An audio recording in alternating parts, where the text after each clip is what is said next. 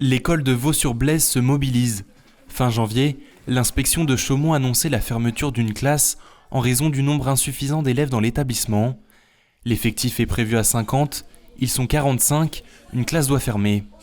Qu'on mette 4 niveaux dans une classe, en fait, on va laisser les élèves livrés à eux-mêmes.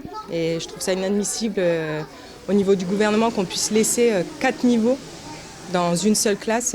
Qu'est-ce qu'ils vont faire les élèves en fait ? Ils vont être en autonomie, c'est ingérable en fait pour les élèves. Ils vont être perdus. Difficile d'imaginer un professeur devoir gérer 4 niveaux dans une seule classe, et pourtant. Alors moi j'ai effectivement peur en fait pour cette qualité d'enseignement aussi pour mes enfants.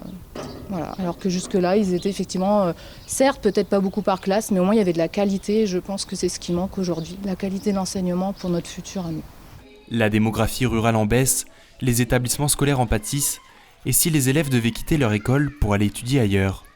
Bah non, ce serait triste. Bah oui, parce qu'on est là depuis le début, enfin, on est habitué, on a grandi ici. Et puis aussi, on a tous nos amis, on a nos repères, on va dire. Et on a l'habitude d'être ici et échanger, ça a fait un gros changement. Face à cette annonce, les 8 maires concernés se sont mobilisés pour trouver ensemble une solution. Et on imagine un regroupement entre nos deux structures, à la fois celle de Vaux-sur-Blaise et celle de Dommartin-le-Franc. On aura besoin, si le cas échéant, de l'aide de l'inspection départementale pour la répartition des effectifs. Vous imaginez bien aussi l'aide de l'État par rapport à de nouveaux statuts par rapport au regroupement pédagogique. Donc c'est l'objet du courrier que l'on a fait, un statu quo pour cette année, et en travaillant avec les services concernés. La demande va prendre du temps.